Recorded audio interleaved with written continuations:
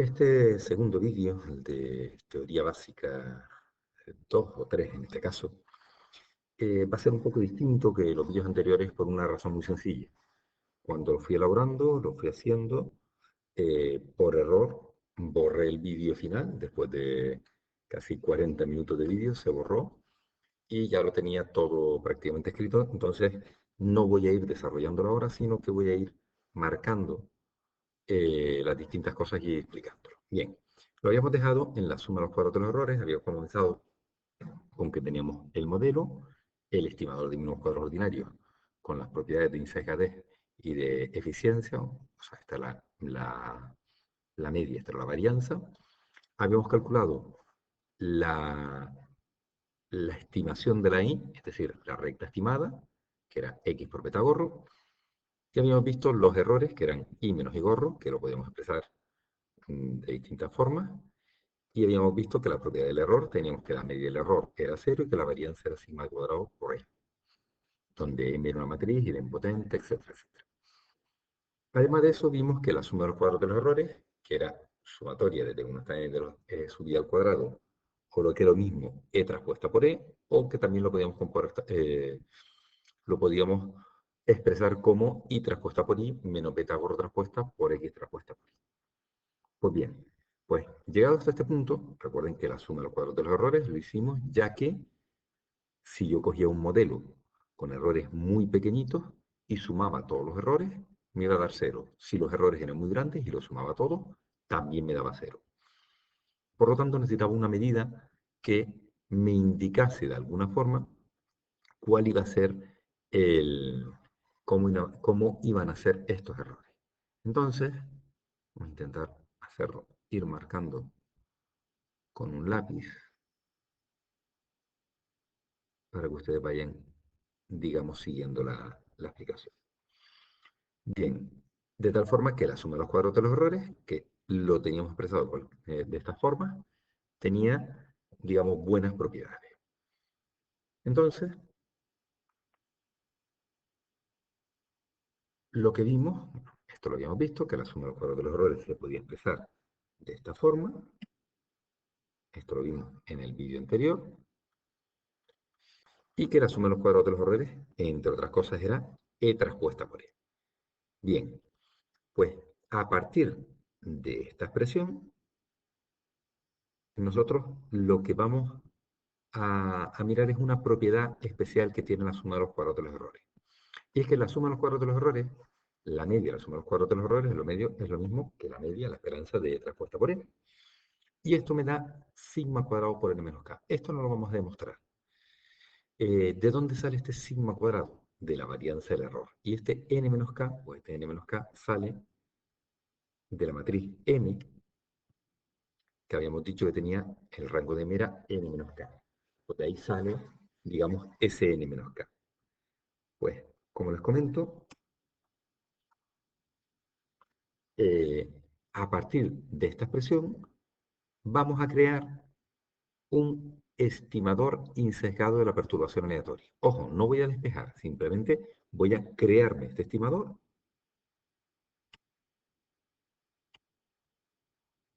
que este estimador va a ser exactamente este que tenemos aquí, sigma cuadrado, perdón, sigma cuadrado, que es la suma de los cuadros de los errores, que ya la puedo calcular, dividido por n menos k. Y este valor, este coeficiente, este sigma cuadrado, lo que me va a permitir, perdón, estoy aquí cogiendo cosas y no es lo que debería. Este estimador lo que me va a permitir es una herramienta fundamental, es crear una estimación de la varianza del estimador de mínimos cuadros ordinarios.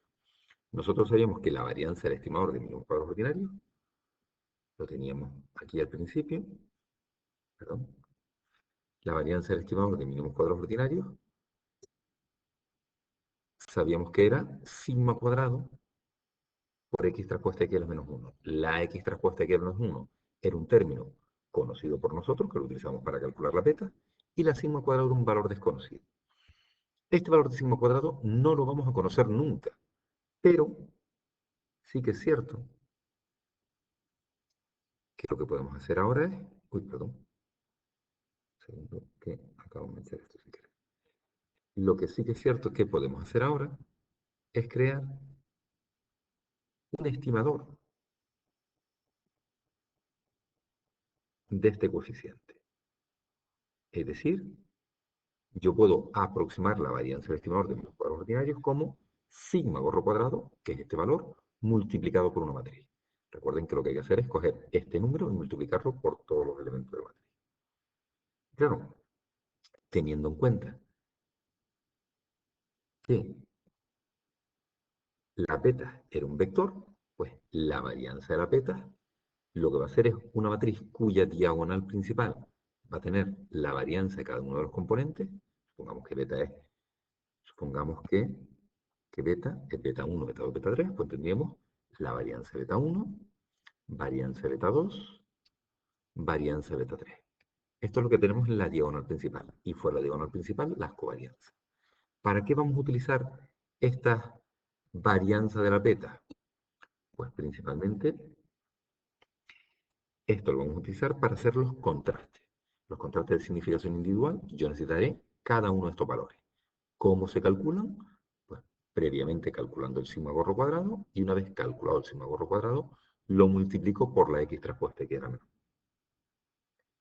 Esto que tenemos aquí lo trasladamos a nuestro formulario y vemos que el recorrido lógico, ¿cuál sería? Calculo la suma de los cuadros de los errores, con la suma de los cuadros de los errores llego a la sigma gorro cuadrado, con la sigma gorro cuadrado calculo la varianza de la beta. Ese sería el recorrido lógico que tendremos que hacer para calcular esta varianza.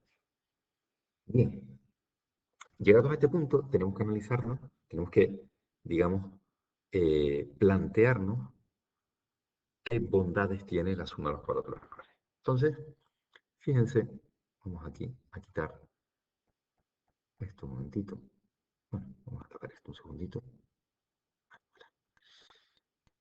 La suma de los cuadros de los errores es una cantidad, digamos que depende de unidades. Claro, si yo tuviese como suma de los cuadrados de los errores 10 y 100, tengo dos modelos, uno cuya suma de los cuadrados de los errores es 10 y otro cuya suma de los cuadrados de los errores fuera 100, y yo les pregunto a ustedes, ¿cuál de ellos es mejor modelo? Pues lógicamente todo el mundo me diría este primero, porque su suma de los cuadrados de los errores es menor. Entre más pequeña sea la suma de los cuadrados de los errores, mejor. Pero el inconveniente es que esta cantidad depende de unidades. Si yo digo que 10 son millones y 100 son euros, lo que estaría diciendo es que el segundo es mejor que el primero. Pues para evitar este problema, vamos a crear esta nueva expresión, que es lo que vamos a llamar la descomposición de la varianza. Esta descomposición de la varianza lo que va a hacer es descomponerme, efectivamente, la varianza, la suma de los cuadrados totales, en dos términos. La suma de los cuadrados explicados en la regresión, o la suma de los cuadrados de los regresores, como quieren llamarlo, más la suma de los cuadrados de los errores. Numéricamente sería esto, la suma de i sub i menos la media de i al cuadrado, que es igual a la suma de i sub i gorro menos la media de i al cuadrado, más la suma de i sub i menos i sub i gorro al cuadrado. Este término aquí, es decir, la suma de los cuadrados de los errores, es un término que conocemos, que nosotros podemos calcular sin ningún tipo de problemas, como vimos anteriormente. Y la suma de los cuadrados totales también es un término conocido. Esto sería, digamos, la expresión numérica, pero esto me viene de la varianza de la i. Paso a paso. La varianza de la i, fíjense que es sumatorio de i sub i menos la medida al cuadrado partido por n. Por definición, o lo que es lo mismo, con esta notación que acabamos de poder poner aquí, suma de los cuadrados totales dividido por n. Pero también la varianza de ahí lo ponemos habitualmente, la hemos calculado ya, como sumatoria de i al cuadrado partido por n menos la media de i al cuadrado. Claro, y la sumatoria de i al cuadrado vimos que esto era la i traspuesta por i. Por lo tanto, ¿qué tenemos? que la varianza de la y también la podemos expresar como y transpuesta por y partido por n menos la media de y al cuadrado. Pues bien, utilizando esta expresión de aquí, ¿eh? Utilizando esta expresión de aquí y esta expresión de aquí, las igualamos y obtenemos que la suma de los cuadrados totales la podemos expresar como y transpuesta por y menos n por la medida al cuadrado. Si yo cojo esto, la n que está dividiendo, la paso multiplicando acá, me multiplicaría al primer término, se va con la n, y me multiplicaría al segundo término, que se me queda aquí. Por tanto, ya tengo una expresión para calcular la suma de los cuadrados totales. Todas estas expresiones que tenemos aquí, las trasladamos a nuestro formulario y tenemos la expresión de la descomposición de la varianza, suma de los cuadrados totales, igual a suma de los cuadrados aplicados más suma de los cuadrados de los errores. Tenemos las expresiones numéricas de este término, perdón, que me fui. Tenemos las expresiones numéricas de este término, tenemos las expresiones de la varianza de la y y respectivamente de la suma de los cuadrados totales, pero vamos a analizar ahora esta expresión. Vamos a analizar la descomposición de la varianza. Pues bien, la descomposición de la varianza, como bien dice, nos indica dos términos de los cuales depende la varianza. Entonces, vamos a suponer que tenemos un modelo perfecto. Si el modelo fuese perfecto, quiere decir que no hay errores. Si yo tengo un modelo perfecto, vamos a ver si no se me escapa. Si yo tengo un modelo perfecto, lo que me pasa es que no hay errores, es decir, la suma de los cuadrados de los errores es cero. Si la suma de los cuadrados de los errores es cero, sustituyo aquí que me sale que la suma de los cuadrados totales sería igual a la suma de los cuadrados explicados. Si el modelo fuera lo peor posible, es decir, si la parte de la regresión no me explica nada, me explica cero, entonces la suma de los cuadrados totales sería exactamente igual a la suma de los cuadrados totales. Bien, en el modelo perfecto, suma de los cuadrados totales igual a suma de los cuadrados explicados. En el modelo imperfecto, suma de los cuadrados totales sería igual a la suma de los cuadrados de los errores.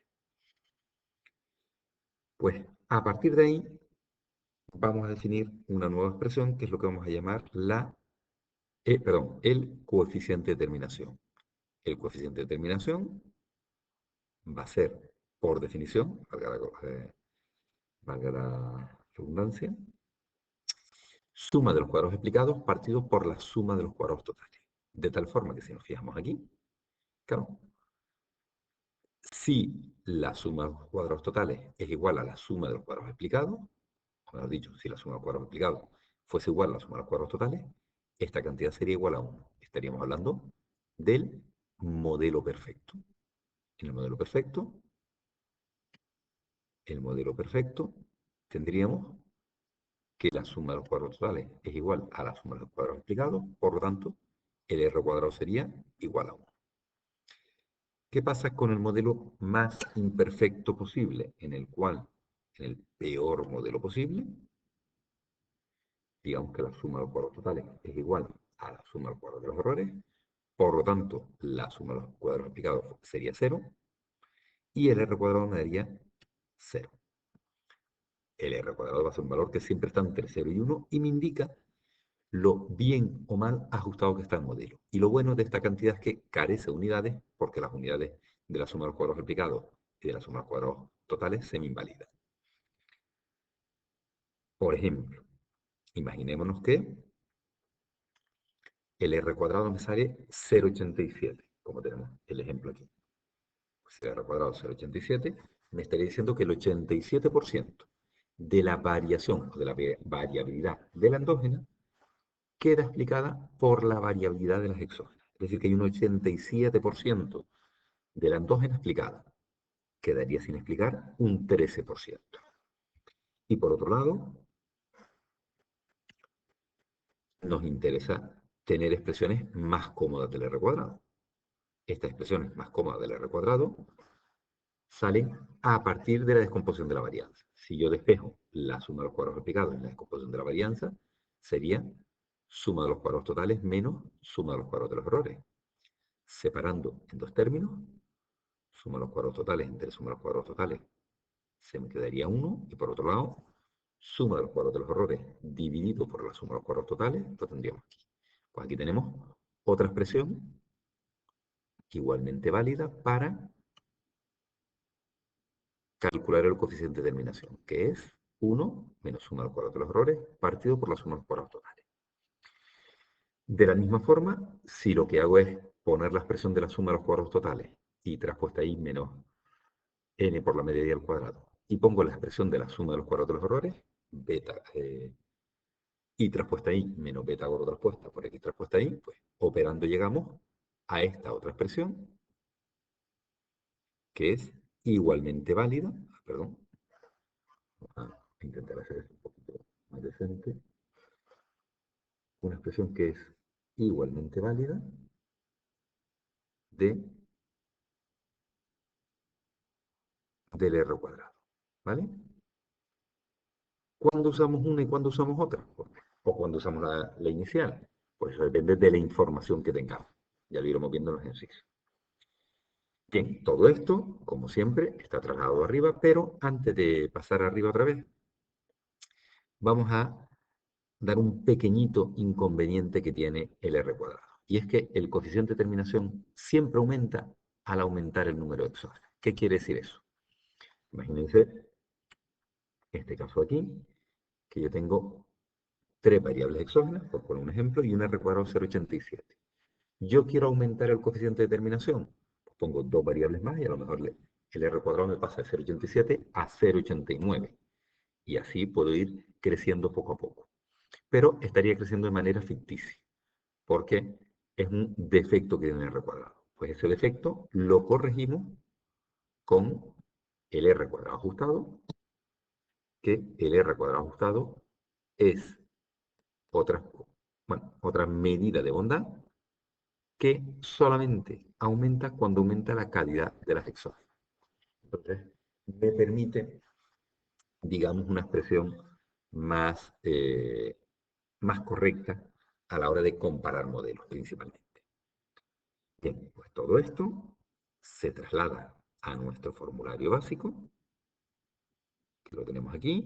Tenemos nuestro modelo, la estimación de la beta, la media de las betas, de la beta gordo y la varianza, los errores y la suma de los cuadrados de los errores, el coeficiente perdón, el estimador de la perturbación aleatoria, que sería sigma gordo cuadrado, que a partir de ahí calculamos la varianza de los estimadores, podemos calcular la suma de los cuadrados totales, la varianza de la i, el r cuadrado, el coeficiente de terminación, y finalmente el coeficiente de terminación ajustado. Bien, todo esto, que es todo como muy, muy, muy teórico, y lo más normal es que no estén entendiendo demasiado, no se preocupen porque la única manera que hay de aprenderse todo esto es en la vía práctica. Entonces, en el próximo ejercicio, en el próximo vídeo, perdón, lo que voy a hacer es un ejercicio en el cual veamos todas estas cuentas hechas con el fin de ir calculando los distintos términos. Y ustedes tendrán que hacer un par de ejercicios después para ir practicando. Bien, esto es tremendamente importante porque todos y cada uno de los cálculos que ustedes vayan a hacer a lo largo del curso, ya bien sea en heteroscedasticidad, autocorrelación, etcétera, etcétera, todos ellos van a ir precedidos de algún cálculo de los que hemos visto aquí en nuestro formulario básico. Sin más, terminamos la teoría básica. El próximo vídeo será un vídeo práctico en el cual haremos uno o dos ejercicios y ya pasaríamos a empezar a trabajar con los contrastes, que es el paso previo para arrancar con el temario propiamente dicho.